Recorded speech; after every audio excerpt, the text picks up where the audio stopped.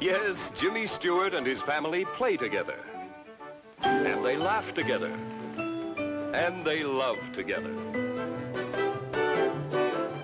What are you doing? Nothing. Well, don't do it so close together. You see, Jimmy is the original absent-minded professor who would rather write poetry than eat. Daddy, I do love you, but you're just so darn square. Is the whole world going mad? So it comes as quite of a shock when Jimmy discovers some amazing things about his 8-year-old son, Erasmus. Oh, Raz, I'd like to talk to you. Man-to-man stuff. Already? I'm only 8. Raz is a tone-deaf musician. He's a colorblind artist. And horror of horrors, he's a mathematical genius. How much is 1,726 times 8,726? 15,061,076. Is that right? If people find out about this, do you know what they're going to say? No, sir. They're going to say, there goes that Erasmus Leaf. He's a mathematician. Gosh. And we don't want that, do we? No, sir. This is that magical moment in childish innocence where he just doesn't know what he wants. But Jimmy would have a fit if he knew what Erasmus was really wide-eyed about. A 36, 24, 36 French movie queen sex kitten. I love you very truly. From San Francisco to the glamour of Paris. She's the most beautiful lady in the whole world. You'll laugh through every minute of it with the most heartwarming family of the year.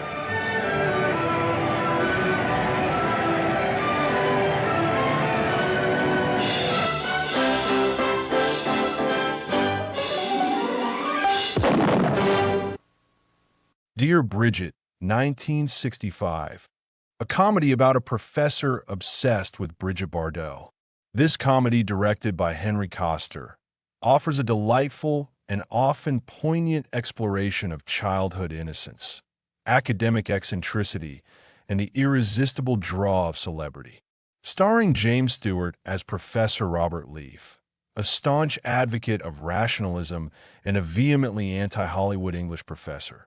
The film chronicles the hilarious and often heartwarming consequences of his young son Erasmus's precocious genius and fervent infatuation with French actress Brigitte Bardot. More than just a lighthearted romp, Dear Brigitte cleverly navigates complex themes of intellectualism versus emotion, the allure of fantasy, and the sometimes absurd lengths we go to for love and acceptance. The film's charm lies in its balanced blend of comedic situations and genuine character development. It doesn't simply rely on slapstick or farcical scenarios, although those elements are also present. Instead, it builds its humor upon the characters' quirks and reactions to increasingly improbable situations.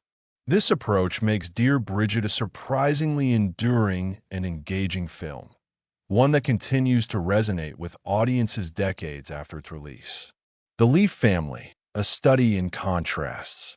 At the heart of Dear Brigitte is the Leaf family, a microcosm of conflicting ideologies and personalities. Robert Leaf, played with characteristic warmth and understated humor by James Stewart, embodies the ideals of intellectual rigor and reasoned thought. He champions the power of logic and dismisses art and entertainment as frivolous distractions, particularly Hollywood. His books are dense, his lectures demanding, and his world revolves around the pursuit of knowledge. In stark contrast is his wife, Vina, portrayed by Glynis Johns. She's a free spirit, a painter with a bohemian sensibility, and far more open to the world of art and emotion.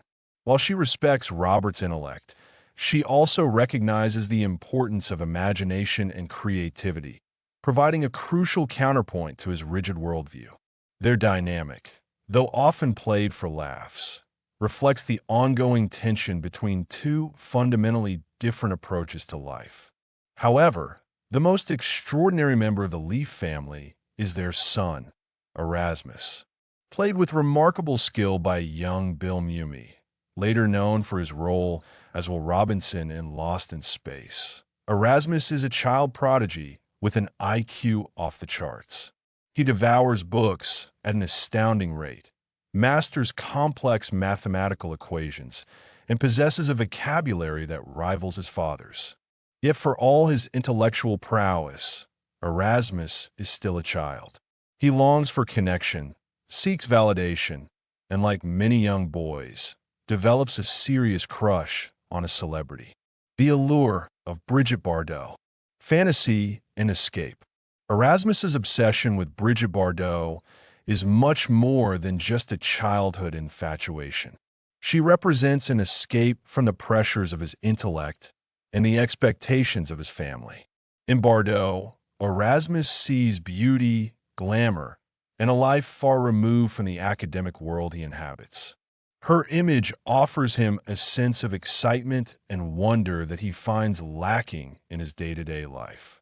The film cleverly uses Bardot as a symbol of everything Robert Leaf despises about Hollywood: superficiality, manufactured fame, and the glorification of image over substance.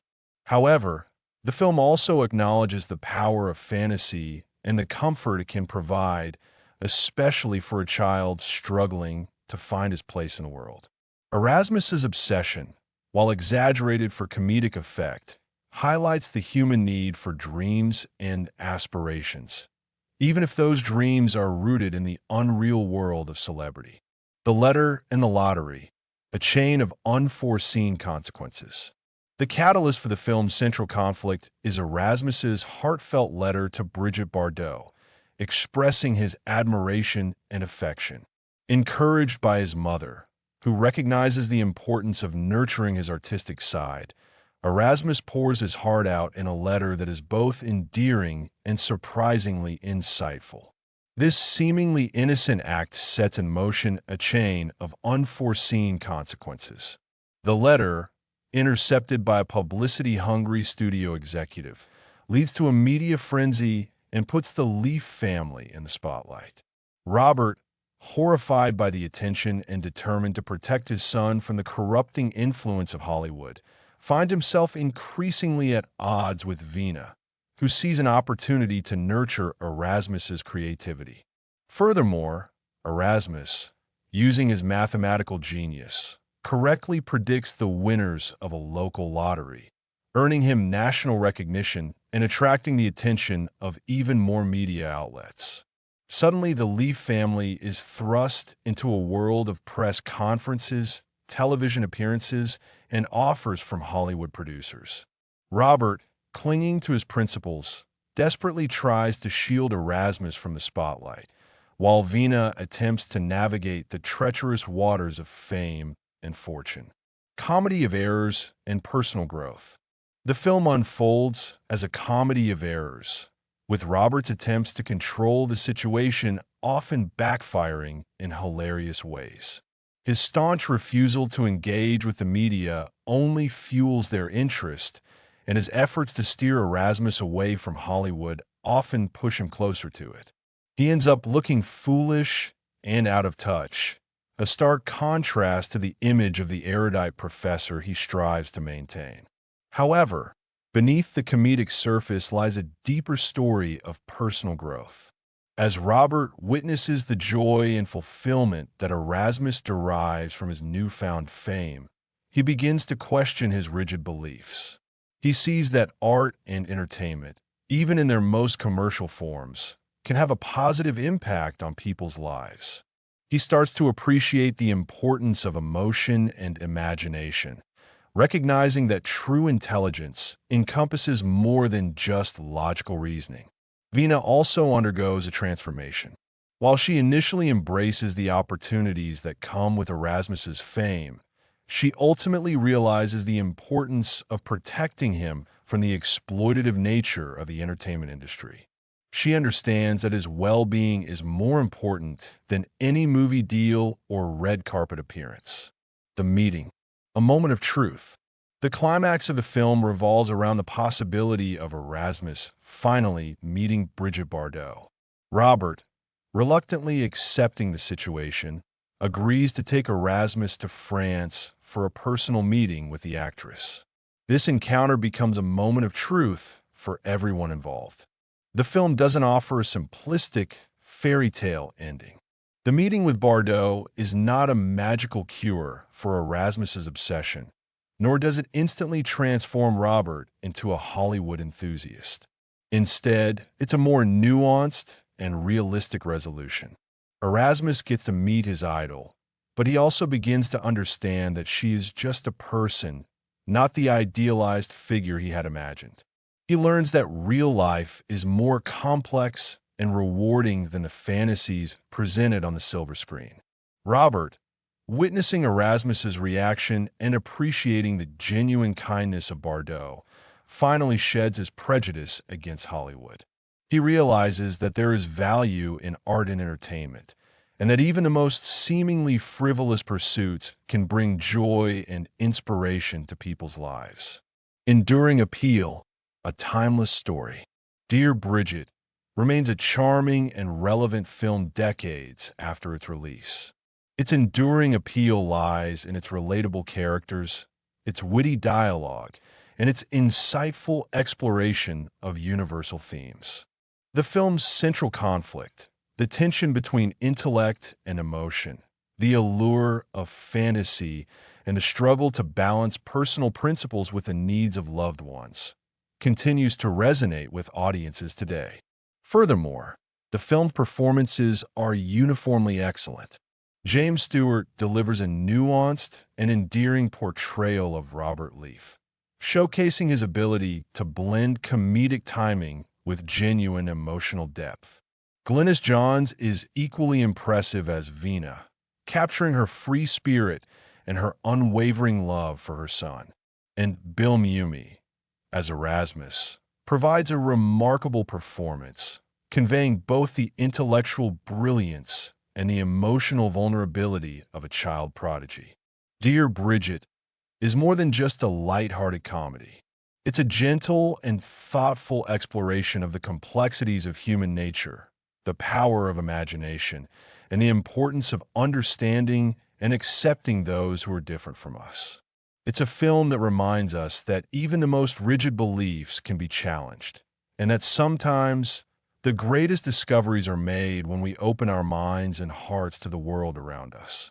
It is a warm and engaging film that invites viewers to reflect on their own biases and to appreciate the beauty and wonder that can be found in the most unexpected places.